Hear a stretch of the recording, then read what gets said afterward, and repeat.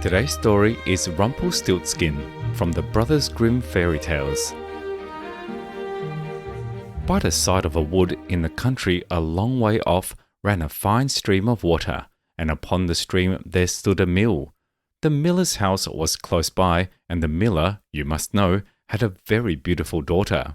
She was moreover very shrewd and clever, and the miller was so proud of her that he one day told the king of the land, who used to come and hunt in the wood, that his daughter could spin gold out of straw. Now, this king was very fond of money, and when he heard the miller's boast, his greediness was raised, and he sent for the girl to be brought before him. Then he led her to a chamber in his palace, where there was a great heap of straw, and gave her a spinning wheel, and said, "All this must be spun into gold before morning, as you love your life." It was in vain that the poor maiden said it was only a silly boast of her father, for that she could do no such thing as spin straw into gold. The chamber door was locked, and she was left alone. She sat down in one corner of the room and began to bewail her hard fate, when on a sudden the door opened, and a droll-looking little man hobbled in and said, "Good morrow to you, my good lass. What are you weeping for?" "Alas," said she, "I must spin this straw into gold, and I know not how." "What will you give me," said the hobgoblin, "to do it for you?" "My necklace," replied the maiden. He took her at her word, and sat himself down to the wheel, and whistled and sang, round about, lo and behold, reel away, straw into gold." And round about the wheel went merrily. The work was quickly done, and the straw was all spun into gold. When the king came and saw this, he was greatly astonished and pleased, but his heart grew still more greedy of gain, and he shut up the poor miller's daughter again with a fresh task. Then she knew not what to do, and sat down once more to weep. But the dwarf soon opened the door and said, "What will you give me to do your task?" "The ring on my finger," said she. So her little friend took the ring, and began to work at the wheel again, and whistled and sang, round about, lo and behold, reel away, straw into gold. Till long before morning, all was done again. The king was greatly delighted to see all this glittering treasure, but still he had not enough, so he took the miller's daughter to a yet larger heap, and said, "All this must be spun tonight, and if it is, you shall be my queen." As soon as she was alone, that dwarf came in and said, "What will you give me to spin gold for you this third time?" "I have nothing left," said she. "Then say you will give me," said the little man, "the first little child that you may have when you are queen." "That may never be," thought the miller's daughter, and as she knew no other way to get her task done, she said she would do what he asked. Round went the wheel again to the old song, and the mannikin once more spun the heap into gold. The king came in the morning, and, finding all he wanted, was forced to keep his word, so he married the miller's daughter, and she really became queen.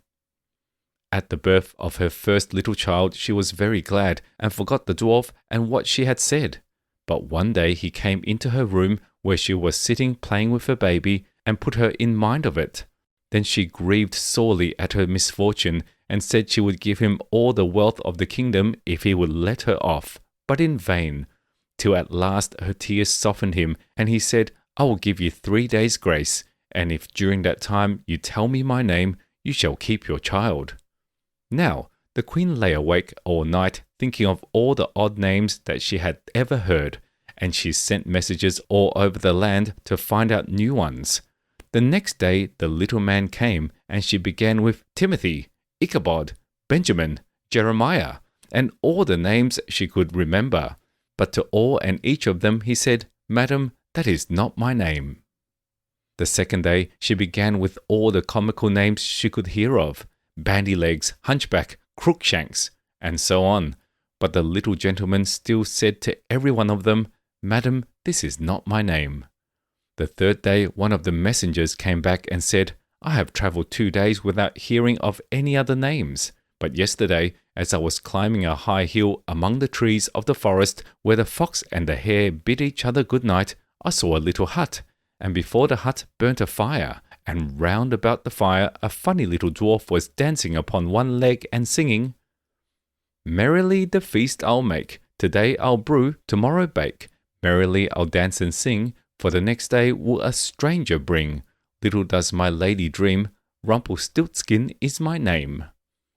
When the queen heard this, she jumped for joy, and as soon as her little friend came, she sat down upon her throne and called all her court round to enjoy the fun, and the nurse stood by her side with the baby in her arms, as if it was quite ready to be given up.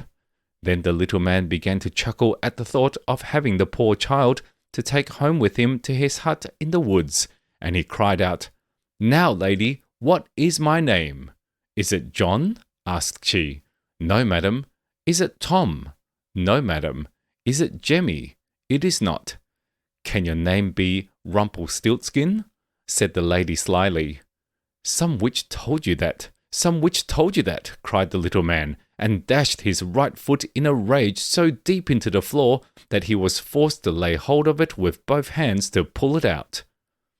Then he made the best of his way off, while the nurse laughed and the baby crowed, and all the court jeered at him for having had so much trouble for nothing, and said, "We wish you a very good morning and a merry feast, Mr. Rumpelstiltskin." We hope you enjoyed the story. Subscribe for more. See you next time.